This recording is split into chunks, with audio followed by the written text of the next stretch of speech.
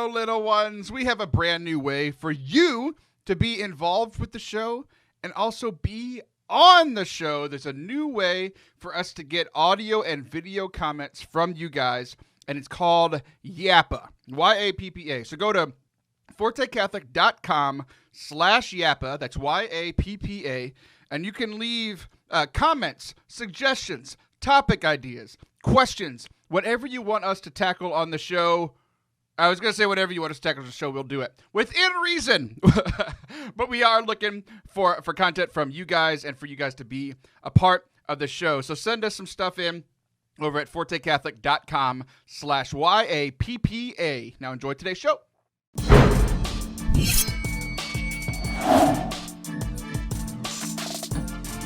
Hail and felicitations, everyone. I'm Taylor Schroll. That is Olivia Newton-John. Olivia, how are you today? I'm fantastic, Taylor. How are you? Why do you always do it so fake? Just to get you to say something. I just want your attention, Taylor. I want your love and your attention. I'm literally going to stare at you for the next hour. It's your biggest dreams come true.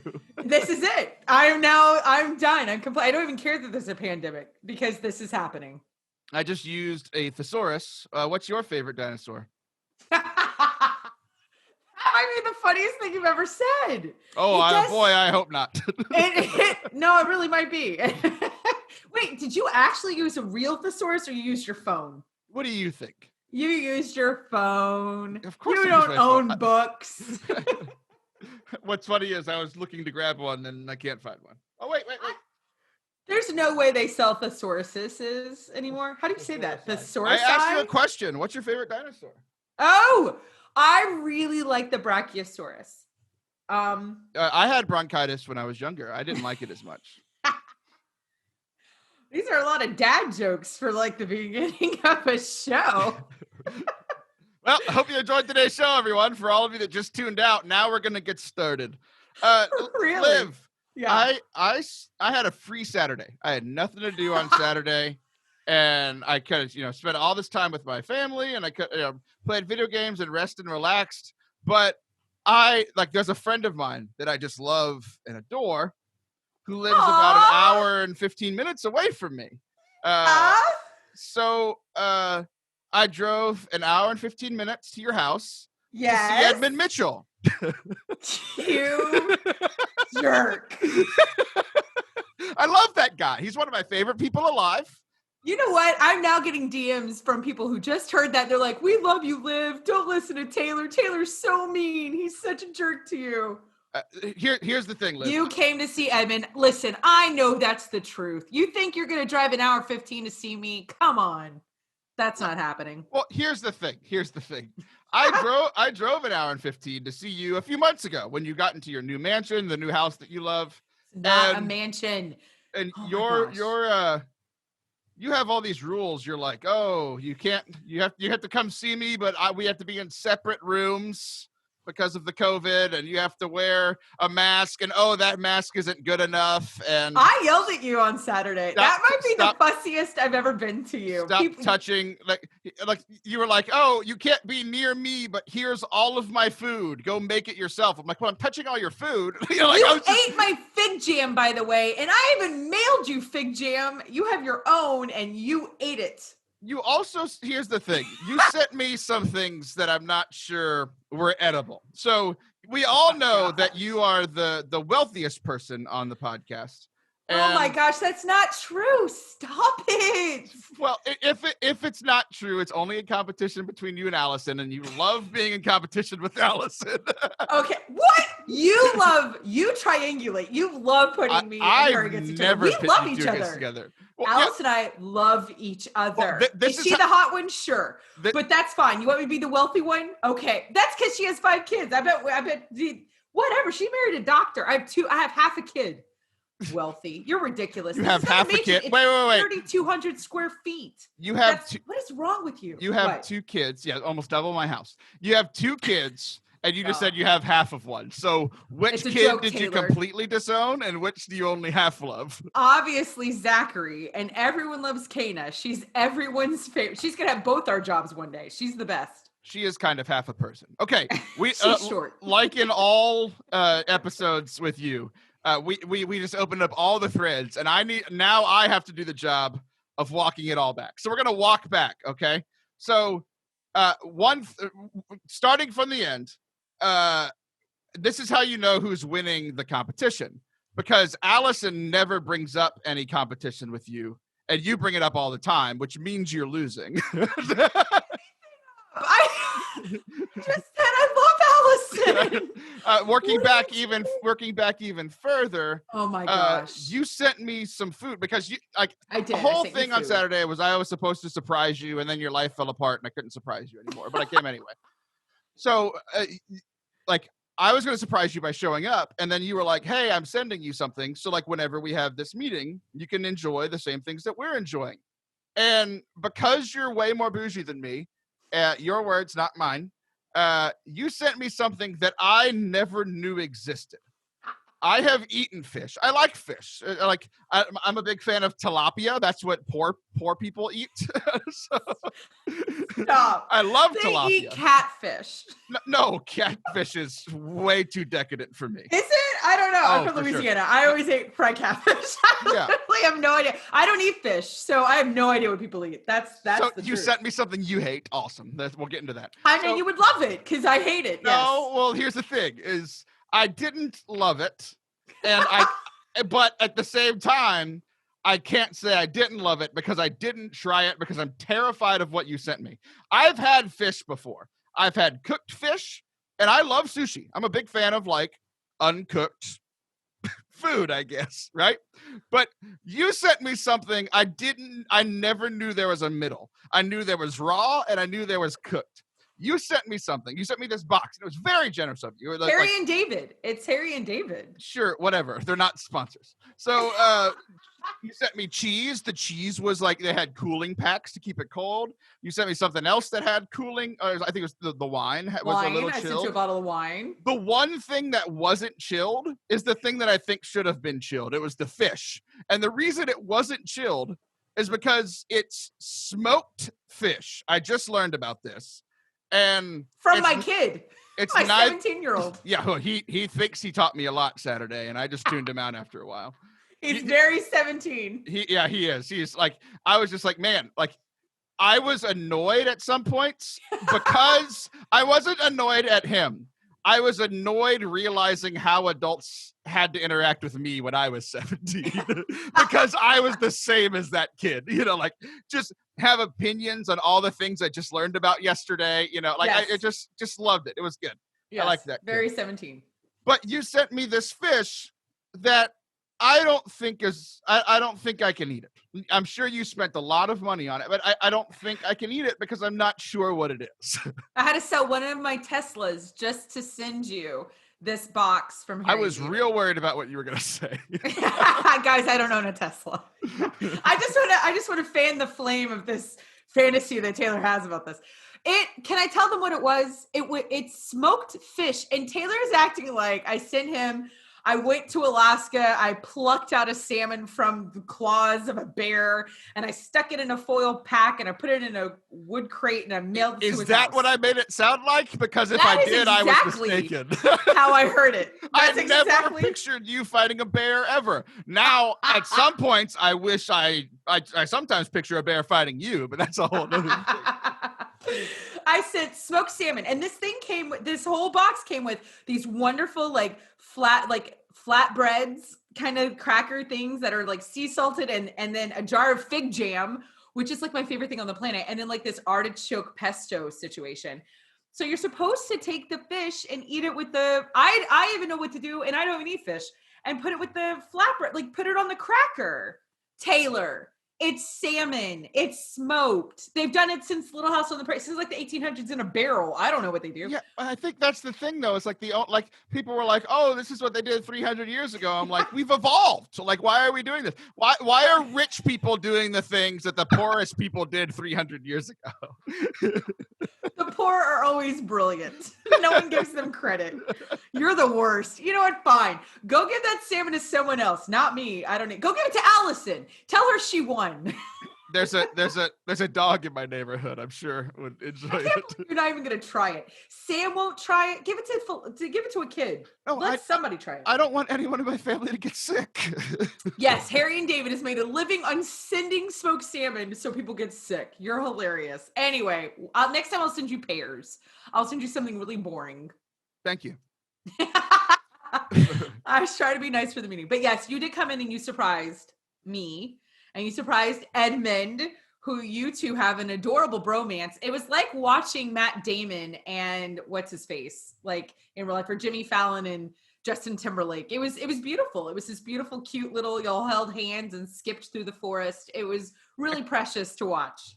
I really want to. There are two people that are matched with Matt Damon.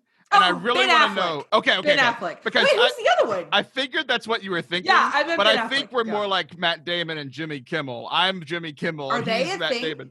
Do you not know? For 10 years, Jimmy Kimmel has not allowed Matt Damon on the show, and he keeps sneaking on the show. That's Edmund and I's relationship. That's cute. Okay, well, y'all can be them. Yeah, you didn't write an Oscar-winning film with Edmund, not yet. So yeah, we'll do that relationship. That's perfect. But y'all were really cute. It was fun to watch. It was nice. It was a nice little, you brought joy, even though I yelled at you. That is the fussiest I've ever gotten you. I think the listeners would have actually loved all of that. Cause I was like, Mama Bear. It was so funny. Cause like literally anytime I would walk, like I was like the puppet master and you were on the strings, and which is what I always desire. Right. And every time I got up, I would take a step towards you. You had to get up out of your comfy chair and move away because you wanted to maintain. The CDC says 6 feet. You wanted 60. You're so funny. And I didn't want to be a jerk and be mean and say all these things to you. Oh, you didn't want to? Wow, that didn't work out well. Yeah, okay, until you started pushing me. But here's the reason why. I have diabetes. I have type 2 diabetes. I've been a diabetic, which here's what's fascinating. I've had diabetes for 22 years, which is a long time to have this disease. Fascinating. You're the worst. So I'm over here saying to this kid, Taylor, who's 9, hey, like, you can't hug me. You can't be by me. Like, I'm the person they're talking about on the news. You can get COVID and be fine. He probably has COVID and he's probably fine and asymptomatic and licks I've things. got the antibodies. I could have made you stronger. You're the worst. I'm over here. All I said was, I don't have the luxury to get sick. I don't. And here's the other thing I was trying to explain to Taylor. Yes, that's the thing we've all realized today is that you don't have luxury in your life for sure. I don't have the privilege of being sick. I pay someone else to be sick for me. Me. It was me. I got it. So yes, I was a little feisty because you don't want to talk about it because we don't talk about this. But I spent my entire life being very, very ill. And so the last thing I want is to be sick. So yes, I am being very cautious. Well, let's talk about my problems. Let's do that. Because I'm perfectly fine talking about my problems on the show. So perfect. I come to your house mainly just to hang out. Your life was falling apart, so I came to save you. I'm like Jesus my gosh. in this scenario. Santo subito, immediately. Please. We could use a thesaurus in Latin. What's the thesaurus word for Santo subito? Thesauria. Sure. I don't know what that means, and I don't think you do either. Thesauria. That sounds really good. You didn't hear the question. I just realized what you're doing, and you definitely are answering a question that was not asked. So I'm just chilling at your house. I just came to hang out. I was already planning on coming, and then you were like, "Oh no, don't come. We don't want you." I'm like, "Well, I'm coming anyway." And Edmund said it. Don't throw me under the bus. Yeah, you and Edmund didn't want me there. I felt great about that after I planned my whole day around it. So I showed up anyway because I've built my entire life around being places that I'm not wanted. So I figured, what's another day doing that? So I drove down, and we're having a good time. Edmund built this beautiful studio for you, which, by the way, really awesome. One of the primary reasons I showed up was so that we could have it work for this show. And if you're watching on YouTube, you can see this is not the fancy new studio. So I don't know why I went. I really, really don't. You sent me a text like while we were there, we did a test recording for what today's show would be like, and everything worked perfectly. And you sent me a text yesterday. You were like, the electrical audio doesn't work. And I'm like, I'm not even going to try. I'm not even going to try to fix it because I was literally there and everything worked. And then I did write the electrical audio does not work. And Taylor wrote back, LOL. And I just went to bed. I just didn't have energy for anything else. I just went to sleep. I was like, I just can't do this. We'll do it the old school way. I don't know things, Taylor. It's obvious. It's why I showed up, but whatever. You broke it after I left. So an electrician is coming tomorrow. No, poor Edmund was here till 8 p.m. last night. Drove to Dallas, which is 4 hours. They texted me like almost midnight saying we just got home. So he worked all day yesterday trying to fix it, but we have an electrician coming tomorrow. I don't know what happened. Something about a breaker. I don't know. Yeah. The electrical audio. You've broken me, that's for sure. Break him. So I'm there. We're all just kind of hanging out. And I like when we both just cleared our throat. We're radio professionals. I don't know what I was trying to say. We're broken this morning. So I'm sitting at your house. We're all hanging out. You know, everybody else is fine. You're standing next to Edmund without his mask, but me, I need to be 60 feet away. That is not true. Oh, it was 100% true. I noticed it a bunch of times. Not even close to true. So he's building the studio and everything's pretty much done when I arrive, which is when I like to arrive places. Yeah, your timing was impeccable. You're like, I'm here, everybody. And Edmund's like, click, and we're done. Like, that poor boy had been working for like 4 days. It's awesome. It's awesome. Great. And people need to go follow at the Liv Harrison on Instagram, and you'll see the whole studio. It's very nice. It's really cool. I thought I came at the right time because it looked like everything was done.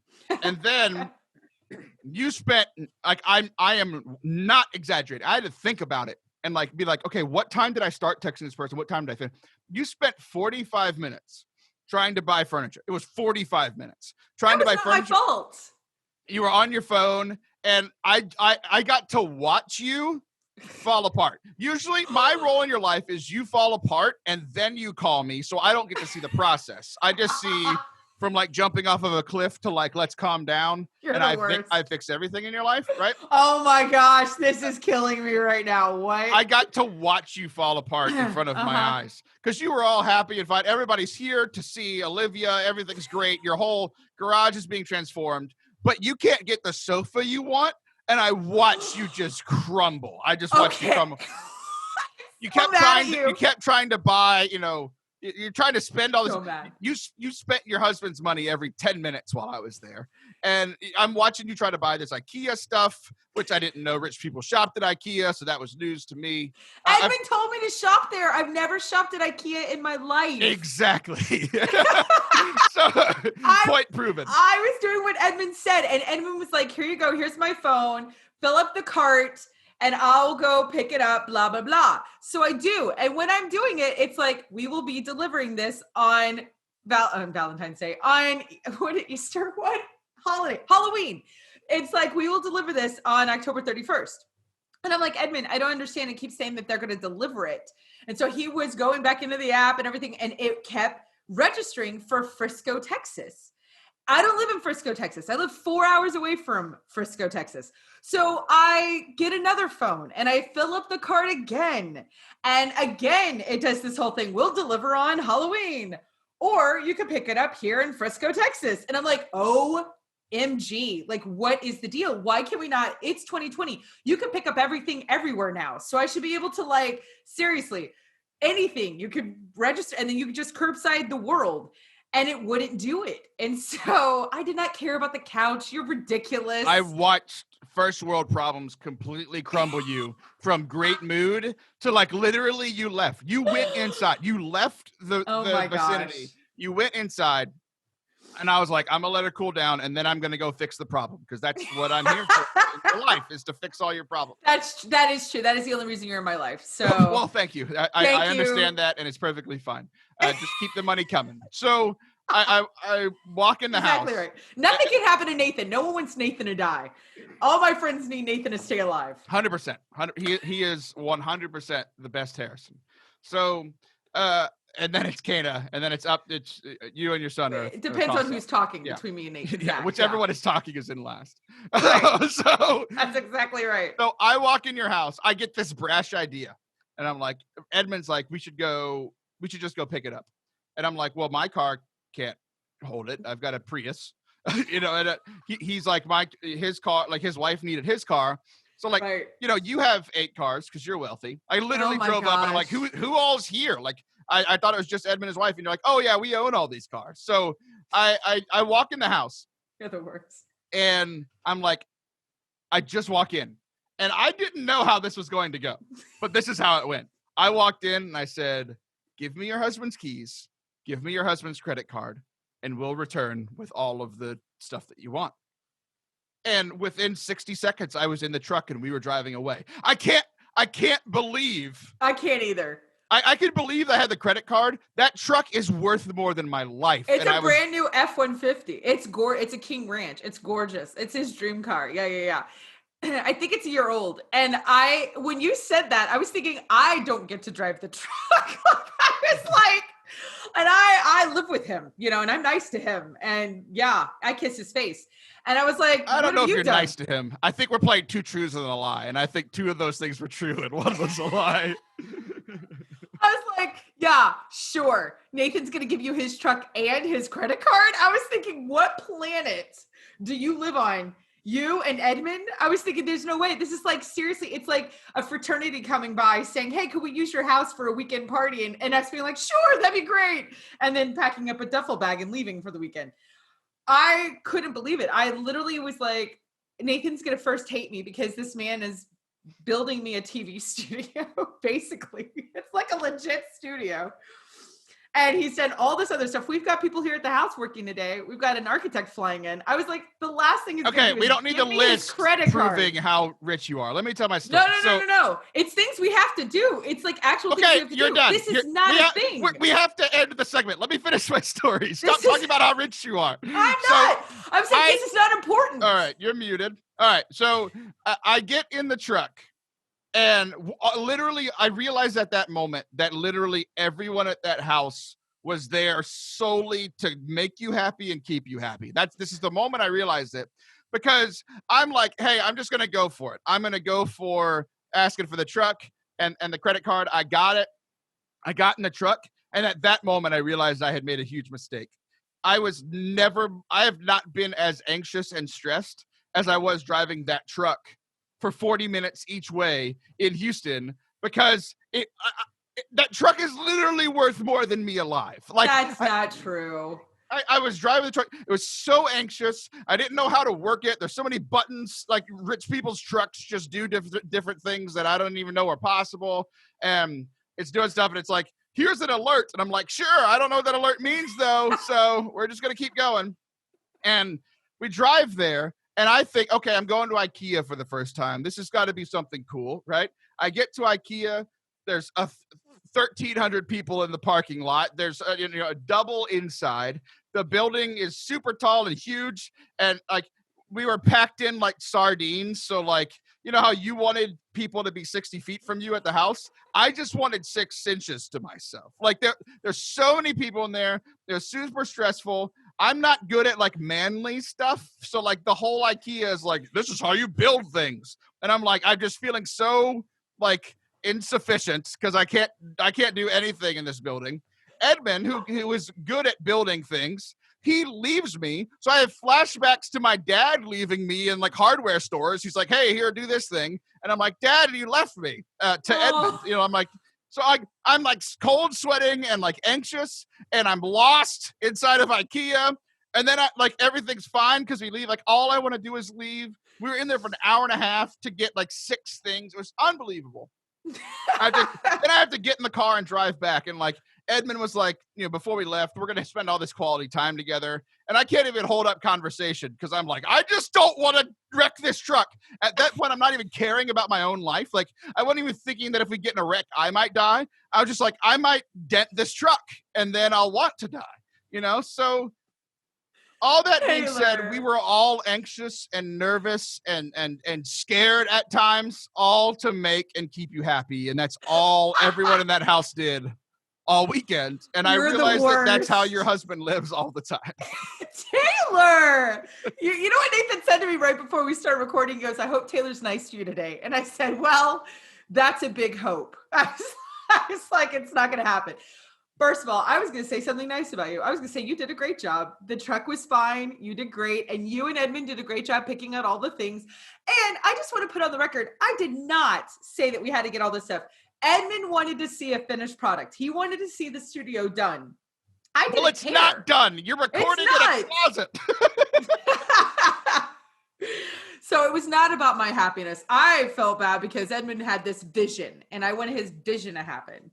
And so anyway, there you go. You did a great job. And I'm going to be nice to you, even though you're 2020 vision, I would have stayed home on Saturday. You would not. No, seeing Edmund was worth it. Well, we're going to keep this thing of Taylor being anxious going because we're going to take a little break. But when we come back, we're going to talk about how I got the cops called on me this week. Don't go anywhere. Here we are. We've spent some time together today, and I hope that you've been enjoying it. If you've made it this far, I would say that you probably are enjoying it, or you're at least thinking, I'm going to stick around and see if the next segment is any better. Either way, you're here. So if you could please do a couple of things for us. One, if you're listening on the podcast, hit the subscribe button so that every episode just automatically downloads. It's a huge help for us, and it makes sure that you'll never miss a show. If you're listening on YouTube, watching us, hello, I'm beautiful today. Just give us a subscribe. That would be great. Hit the little subscribe button, the bell button. It notifies you whenever we have new shows, new videos, all that stuff. And if you're listening on one or the other and have not talked about the other, do the other. That sentence made a lot of sense, and I hope that you got it. Okay, bye. Welcome back to Forte Catholic. I am Taylor Schroll, and that is Olivia Jessica Harrison. Yeah, that's gross. That's real gross. That's disgusting. That's Olivia repulsive. Eugene Harrison. We're getting back to the real thing. Olivia Eugene is my favorite. That's fine. I'll take that. I left a big tease at the end of the last segment. I most definitely had the cops called on me this past on purpose, like legit. Like, not on purpose, but yes, legit. Like they came to your house, to your home? They didn't end up showing up, but they were definitely called. Okay. So it gets worse. They were called because I set off the alarm at my old place of business. So your old place of where is that? A Blaze. So I worked at a Blaze for the first 5 years that I lived in the city. I left it when COVID happened. And I've been working for Forte Catholic full time. But I didn't set off any Forte Catholic alarms because God knows we don't have any because we don't have anything worth stealing. So I was leading, I lead a boys' Bible study. They're very small men. They're juniors in high school. Most of them are larger. They're taller than me, but I have much more girth because they're still youthful. I tell them all they're going to look like me in 10 years, and they're all like, they used to laugh, and now they're like, man, he's right. You know, like, the older they get, the more they're like, wow, we've seen all of our friends do this. And, you know, like that's hilarious. So I lead this Bible study, and we meet at this place at the Catholic school that I've worked at for years. But because I no longer work there in the capacity that I used to, I had to give back a lot of my keys. So I only have my coaching keys now. I don't have the keys to like the Jesus buildings because, you know, I quit on Jesus or whatever. So Taylor. I need the keys to the Jesus building. And I'm like, oh, when I go pick up my kids from school, I'm going to swing by the Blaze office. One of my best friends, Sarah, is the youth minister. She's like the person in charge of this whole thing. So I just need the keys, and I forgot to go get them. So I texted her. I'm like, I just got home. I don't want to drive all the way back to like almost literally the same place that I just was. Can you just hide them for me? Can you leave them somewhere for me outside the Blaze office? I'll come get them. And she hides them in a bush, and a bush it looks the same all the way around, right? Like you've seen it. So she takes a picture. It's like, hey, it's in the corner, but it's a rectangle. So I don't know which corner. None of the leaves look particularly different.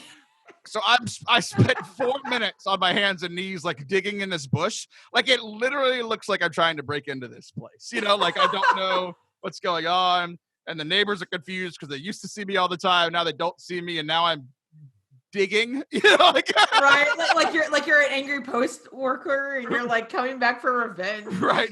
You know, you left, So I finally find the keys, and then I go to to the place. We have our Bible study, and then I go back, and I'm like, oh, like I'll just put them back where I found them because she won't have to dig for them. She knows where she put them. So if I just put them back exactly where I put them or where she put them, it'll be fine. Does that make sense? Just going to return things where I found them. That's what I was taught. But I was also taught to be super loving, especially to those who love you, because that's the best. So I can see that's worked out well. I love Sarah. Sarah loves me. I'm like, you know what? I'm going to do something extra loving. Like she's a fine young woman. She doesn't need to be digging around in these bushes. There's a mail slot like in the door. So I'm just going to push the keys through the mail slot. I push the keys through the mail slot to be loving to my friend, and the alarm goes off because of the noise. The keys hit the ground, and the alarm goes. And set it off? Set it off, and because I used to work there, I know that when the alarm goes off, the police get called. So, right, that's how they work. Yeah, alarms. So I call my old boss, and he said, hey, buddy, what's up? I'm eating dinner. And I'm like, the police are coming, and they're about to call you, because I know also that's the process. Right. So the police call him. He calls the police off, and I'm like, so then I have to drive over, get his keys. Oh my gosh. Drive back over, unlock the building, unset and reset the alarm, because even though I'm not an employee, I know all the codes. So I take the keys that I dropped in the mail slot, and I return them to Sarah's desk. I put them on the desk, which is the most loving thing I could do. She left them for me outside in a bush. I left them on her desk. So I went through all that trouble to be loving to my friends. And like, I know that you recognize how loving I am to all of them. I was just sitting here thinking, like, is that what all this has been for this last year and a half, is love? Is that what this is? Because you're so bad at it? That's great, Taylor. See, Jesus says that like we should love our enemies. That's difficult, because he says even the pagans, even the worst people love those who love them. Sarah's really good at loving me. She's so loving. You, on the other hand, you're a little bit more difficult. So it's a little bit more difficult to love you. To love me. I am difficult to love. That's what we've learned over this year and a half. Liv is difficult to love. Well, that's good to know. 100%. So I text Sarah, and I call her. She doesn't answer. And she says, what? I said, well, there's good news and there's bad news. The good news is that I did something very loving for you. I put your keys back on your desk. How did you pull off this miracle, you ask? Well, I first returned the keys to the mail slot. This set off the alarm in the office. Wonderful times. But don't worry. Your keys are on the desk because I love you. So I went through all of that in my evening just to be loving to my friend. How does that make you feel? It makes me feel like I should send her smoked salmon. She won't eat it. For 100%. I know her so well. She would not eat it. You know what? I'll offer her the ones that you sent me. You and should. See what happens. See what she says. Give her the fig jam. Yeah, no. Oh, geez. Well, I'm glad that you figured out how to not get called by the police. That's really funny, though. That's really, really funny. That's where that whole, like, no good deed goes unpunished kind of a thing. And that's 100%. How people, well, totally. People believe that. And it's hard. It's like when you leave confession and all of a sudden you, like, stub your toe or drop, like, a can of beans on your foot. I don't know. Like, random stuff will happen. And then you're like, blah, blah. Like, you just say like horrible words. You're like, oh my gosh, I just walked out of confession. Right. Like, it's already over. I was shiny for 3 seconds. You know? Right. I've got a few stories right along those lines. And you set me up perfectly for that. And you didn't even realize it. I'm that good. You set me up perfectly in 2 ways. With the premise of what you were talking about, like, you know, coming out of confession, that sort of thing, but also with the word beans. You said the word beans, which is a miracle, because 100% you don't know what I'm ever going to talk about next because you don't care. So this story revolves around Taco Bell, which is a seller of beans and is also a place. I'll just tell the story and everyone will see how it connects. So perfect. Friday night, the day before the police got called on me, we had our football game, and we're playing this team from my hometown, which was a lot of fun. So my hometown team had to come up here, and they're let's just say they're not very good. They're not a great football team this year. Let's qualify it as much as we can. So we came in knowing that we were going to win. Our kids came in knowing that we were going to win. We won 55-6 in the third quarter because we have a mercy rule, 45 points at halftime or later, and the game's over. So we scored, game was over. I was fuming the whole game. We played our worst game. We won 55-6. I was fuming. You know how like you can like play down the competition, like if the competition's not as good. Like we have kids who are tremendous athletes. No one ran more than 70% like speed. Like, don't you think that's because they went in with the mindset of knowing we're going to annihilate this team, so we don't need to try or care? Wouldn't 100%. You have done that, Taylor? That sounds like a very Taylor reaction. No. Not as an athlete? Think about okay. Who I am, Liv. Yeah, Taylor is an athlete. Take a moment. No, think about who I am as a person. What do you think I did to lesser competition? Oh, yeah, that's fair. I crushed them and I let them know it. Yeah, you put them in a tree trimmer. Yeah, I got it. I understand. So I'm frustrated. Like lack of effort drives me crazy. Like if people aren't as skilled, that's one thing. You can't be mad about that. You can help them work and get better just as a coach, but lack of effort is what drives me insane. And we had a bunch of kids who are tremendous athletes, some of the best players on our team that just weren't giving the effort that they should, making bonehead plays, like literally over and over again. I'm pulling them out because they have one job. They did the one thing wrong over and over and over again. When they know better, they can do better. And like, I'm just frustrated because I know that they can do it. They've done it perfectly earlier times in the day, last week, the week before. Like we're undefeated. Like we're having a good season. I've watched them do it correctly, and they're just consistently doing it wrong. And I'm like, what are you doing? I'm so frustrated. And so here I am after the game, me and the other coaches, like I'm fuming. They're like a little frustrated, but I'm just like, rah! So angry. Yeah. Like the Hulk. And I'm like, we won 55-6 and didn't even play the whole game. And I'm so frustrated. So finally I'm driving home and it's 10 o'clock at night and I haven't eaten dinner. So I'm like, okay, I need to go get some food. And I made the poor choice of going to Taco Bell. So I go to Taco Bell and I go through the drive-through because they're like dining room's not open because they don't want to be around me either. They're very much, you're very much like Taco Bell. I've told people, I've sent out your photo. So yeah, exactly. I posted up there along with the police wanted poster. Dripping with COVID, this guy. You probably are. No, I got dripping with antibodies. So jeez. I go through the drive-through. Drive-through takes like 20 minutes. I order my food and I get exactly what I want. And it's one of those things that like, I was so frustrated that I didn't want to eat, but I knew I was hungry. I don't know if that makes sense. So like even like deciding where to go, I didn't want to go anywhere. So I picked Taco Bell, which, great choice, Taylor. Right. So I go there, I order what I want. It's one of those things that even when I get there, I'm staring at the menu. I'm like, I don't want any of this. I hate all of it. Yeah. I'm angry. I finally figure out what I want. I order, I get my food. The lady's so nice. And then I'm driving home. And as I'm driving home, I'm listening to our friend, Father Anthony, on his other little podcast, Clerically Speaking. And he's talking about how in spiritual direction, anytime he does spiritual direction for anybody, he waits till like the third or fourth session and he just listens. Good spiritual directors listen and then they'll chime in when they need to. But I'm paraphrasing. Obviously, it like hopefully after I tell the story, you'll want to go listen. It's the latest episode of Clerically Speaking. Go listen to it. Father Anthony's he's all right sometimes without me, but obviously tremendous on this show. So he's okay. He says some okay things without my supervision every now and then. So you're hilarious. He's talking about this and like 3 or 4 sessions in, they finally get to the point because I don't know about, have you gone to spiritual direction? I have. Yeah, I have it. Currently I have a spiritual director. I actually just saw him. Every time I go to spiritual direction, I feel worse about myself because it's the time that I have to sit down for an hour. It's not my spiritual director's fault. Well, one of my spiritual directors in the past was 100% his fault, but it's like I have to take stock of myself for the last month and I'm like, man, I'm not that good, and like I just feel real bad about myself. And like my spiritual director's like, it's okay, buddy, like God still loves you. And I'm like, yeah, but does he? And should he? I'm now questioning God. Should he? Does he? Do I? Like I don't know. Yeah. I'm not sure what I'm getting out of this. And he's like, people are beating themselves up. And he's like, this is the pretty typical thing. I'm like, okay, he's not my spiritual director, but that's me. And he says something so simple.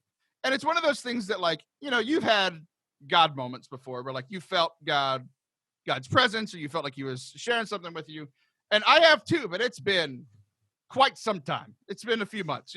I'm sure people keeping a ticker board at home can remember the last episode. It's probably 40 episodes ago that I was like, hey, I felt the call from God today. I would love it if someone actually had that board at home. If you do, I want a photo and I want you to send it. It's 210 episodes and there's 2 tick marks for the 2 days it happened. Since Taylor had a God moment. It's like one of those, nobody got hurt at the workspace. Oh, you used that joke Saturday too, and nobody heard it, so you're reusing it. I like that. So did I? 100%. Okay. Didn't remember.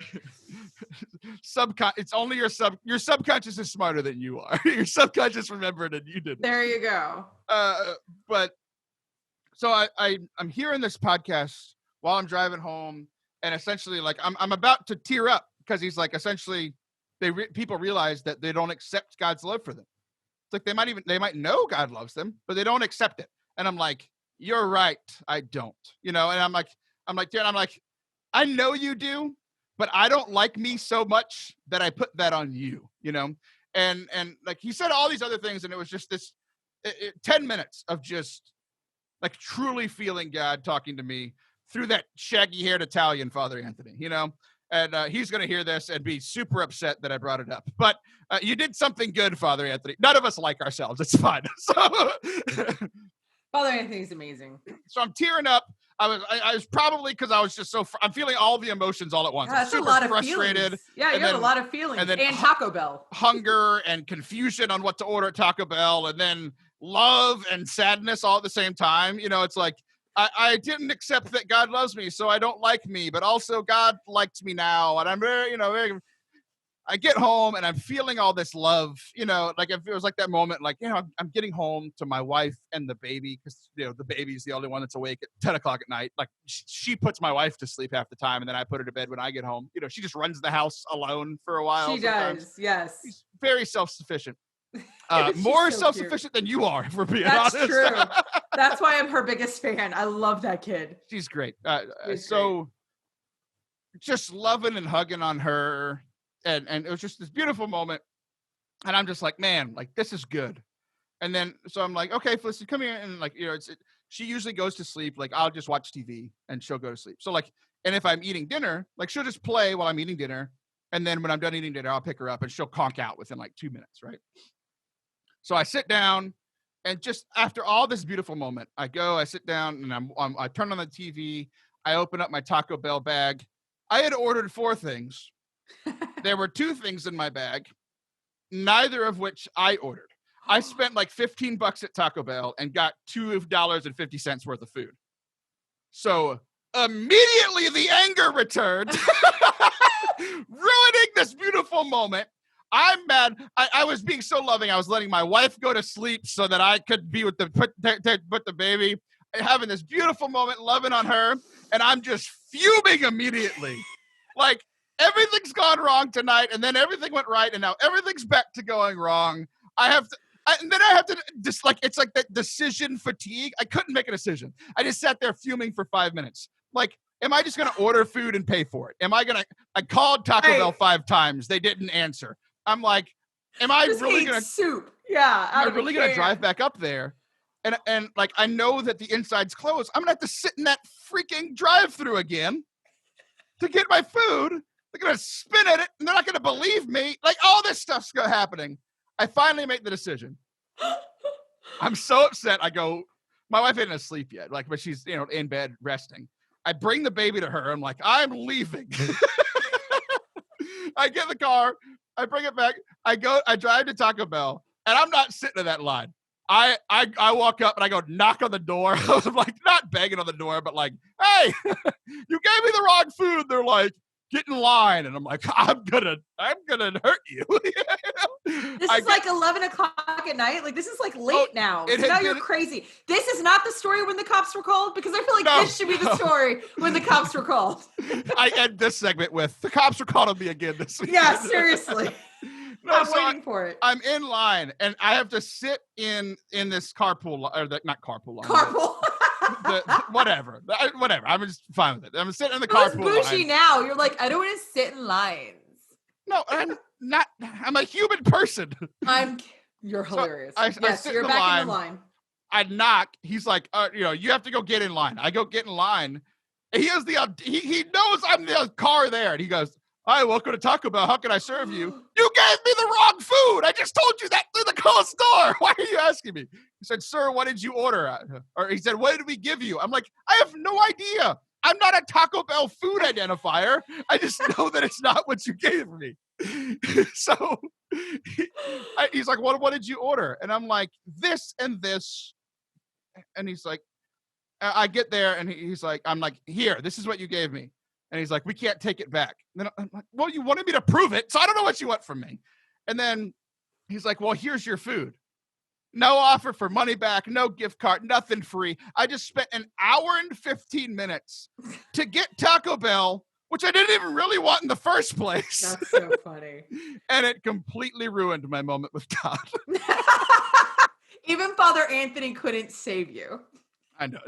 The best thing that he said was ruined within 10 minutes. That's hilarious. But you did get 2 extra Taco Bell items. I threw it away. I don't know what they are.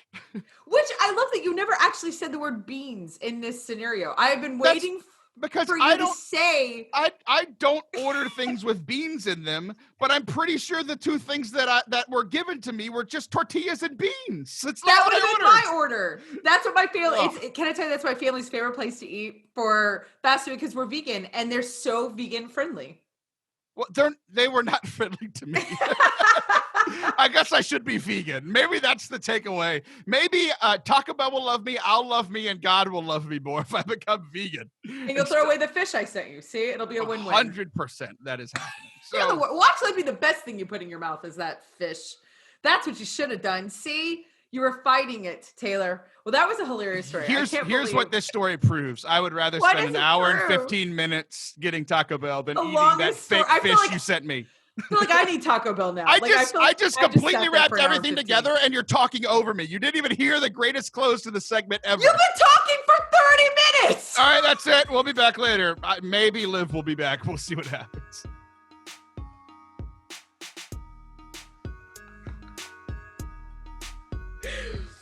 You're hilarious. I am. You know what we haven't discussed in quite some time? Forte Catholic merch. It's just hanging out in my bedroom. It made it sound weird, but it is where we store the boxes of Forte Catholic t-shirts, hats. We've got 2 different styles of shirt, one with the logo, one with a bunch of words that have to do with God and Jesus and the radio and that sort of thing. And we've got a Make Catholicism Fun Again hat. We've got a Forte Catholic logo hat. We've got all kinds of stuff. You can head on over to fortecatholic.com/store. And the cool thing about this is if you buy this merchandise, it means that my kids will get Christmas presents. So, win-win. Welcome back, Liv, I guess. And your friend, you do realize we're on the same side, right? Like, I mean, you are aware. I'm on Team Taylor. I think we're friends, but I don't think we're on the same side. So we only have a little bit of time because you talked too much last segment. So right, I'll just sit here and blink. I remember my lane again. Sorry, everybody. I apologize. You know Morse code. You can have your own conversation with the listeners on YouTube if you can talk in Morse code with your eyelashes. Yeah. Yes. Sorry, I overtook that last segment. It was my fault. For sure. I own it. So we talked earlier about how like I'm not a manly person anymore. I put all of my baskets when I was young about like being manly was all athletic stuff. Like I was a man, I was going to crush you. And then I can't do the athletic stuff anymore. And now I'm left with nothing because I put all my eggs in one basket. So like you're looking swole. I disagree. You walked into the garage and all of us gasped. And we were like, when you came on Saturday to visit, me, Edmund, whoever else was here. And we all were like, whoa, Taylor, like you look fantastic. So you can't say that anymore. You've been going to the gym every flipping I know, day. But what you don't realize is me walking in is my full speed. Like that's as fast as I can go. That's what we're talking about. We're talking about speed. That's fine. That's because you're 30 now, Taylor. You're an old man. All right. You're talking too much again. So... Sorry. I'm sorry I gave you a compliment. I apologize. Yeah. Yes, you look like crap. Thank you. So What was I saying? I was talking about something. You're not athletic. Oh, you're yeah, not a man. That's what we were talking about. So, like, right. when Edmund built all this stuff, I felt super insufficient because I couldn't have built any of it. We're in IKEA. I felt lost because I was just reminded that I don't know how to build anything or do anything manly. So, yesterday, the day after I was at your house, it was my wife's birthday. So, all I know how to do, I can't do anything manly. So I'm like, okay, I'll go buy her flowers, girly. I'll take her out to lunch, neutral. I'll take her out to dinner later, also neutral, but she went and took a nap, and I took all the kids. So I was being a good dad in the sense that I kept, to me, being a good dad is keeping the kids away from my wife. I don't have to actually pay attention to them or hang out with them, but just keep them away from her. And that's the best dad I could be. So I made the baby cry so much that she fell asleep. So that was perfect. So she was asleep on her bed. And then I take the other two kids outside. I asked my neighbor, who's very manly. I asked him a question I know the answer to, that I didn't know it, but I knew that he had one. I was like, hey, do you have a pressure washer? Of course he does. So I go next door. I'm like, you know what? While Sam's taking a nap, baby's taking a nap, I'm just going to I'm going to pressure wash our driveway and our little sidewalk up to our front door. Because back when I was, young and strapping, I power wash people's houses and like driveways for money, because when I had a body that I could sell for money, I did. So I pressure washed, and I'm going through it. I'm like, I get through like an hour, and I'm like, this is going to take a lot longer than I planned, because I'm like a third of the way through after an hour. I'm like, oh no. So I'm pressure washing this whole thing, and like, our driveway was nasty. Like, it was very gunky, like just gross. So like, it looks tremendous now. Like, it looks amazing. So like, my wife, of course, wakes up because, she didn't take a 3.5 hour nap. It took me 3.5 hours to finish this whole project. I'm exhausted by the end. And, like, if you work with power tools, like, they shake. So like my right hand was still like shaking for vibrating in like an hour after, and I'm like, what is happening? So I finally do this manly thing, and my wife was super happy with it. I was happy with it. Like, our house, looks a lot better. The whole thing looks nicer, and I felt really good about doing this manly thing. But I did have, you talked at the beginning of the show about coming out of confession. Right. So, and I had this one, and it was like, oh, it's a perfect segue for something we'll talk about in 40 minutes whenever you're done talking. So, so I'm power washing, and like, it's going from like, it's essentially black, and it's going to like a nice, like, kind of light white gray, right? Cement. Yeah. Cement color. Yeah. Right. New cement color. Fascinating. But there's also a lot of things on there. Like, there were these like green dot, like, I just like stuff from the trees, that like were deeper stains. And there was a couple of things that looked like oil that, like, like most of that black stuff is like oil and car stuff, but like deep stains that I couldn't get out. Like, some of them I could get out with a little bit more time, and some of them I couldn't get out at all. But still, like, even with those little stains that are on it now, like, it still looks 100%, like 95% better than it did, right? There's still that 5%. And I was like, oh, like, this is, I was thinking about it. And it wasn't even like a thing like for the show. It was, again, like God trying to show me love because I ruined it the night before at Taco Bell, like, but it was this whole thing of like, Taylor, this driveway has kind of like been your soul recently. Very dark, very, very dark. And he's like, I really want to do the power washing on your soul, right? And like, when that happens, it's just like the gunk comes off, right? Wow. But then you realize, like, oh, there's some other stains that are harder to get out, like the stuff from the tree, like sap, greenery stuff. Like, if I push the pressure washer like literally all the way to the ground, like, I wouldn't even see it go away. I would literally have to put it all the way to the ground and pick it up, and then those stains were gone. And then there were other stains that were like, literally, like, no matter what I did, I couldn't get them out. There's a few of those. So I was like, that's the spiritual life. Like, I'm really gunky, and I need to go to confession. And going to confession is getting all the gunk off, like all that, like that top layer. And that's 95% of the work, right? But then there's still these other things that, like, you need to focus on a little more, like the gunk from the trees, where it's like, this is after confession, like I'm the driveway with a little bit of gunk still on it. Like I still have my connections to sin. I pray for the grace to never sin again, knowing that I'm going to, like that's that gunk, and it's like, that's going to take some work. That's going to take the prayer. That's going to take growing in virtue. That's going to take all of that stuff. And then there's those other things that are like things that aren't going to heal, like those like deep scars where it's like, this is like core wounds. It's like experiences, things that are not going to heal. But what I don't realize is so often in my spiritual life, I focus on the gunk, I focus on the scars, right? When if I take a step back, it's like 95% of this is better when I choose to go to confession, choose to pray, choose to live a holy life. And I think that was God showing me again that he loves me, just keeping Taco Bell out of it this time.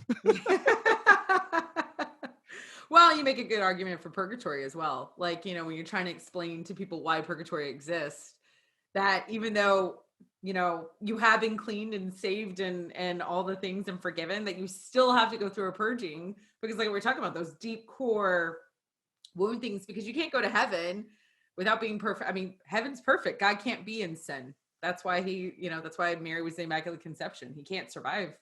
So I think that's a really great analogy. Now you got something to talk to those boys about.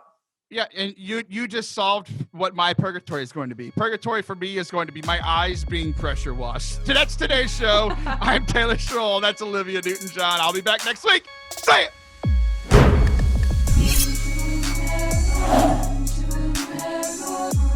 Thank you so much for listening to today's show. Just another reminder, if you didn't listen 30 minutes ago, please like, subscribe, rate the show, comment if you're watching on YouTube, leave a rating if you are listening on podcast. It would mean a ton to us.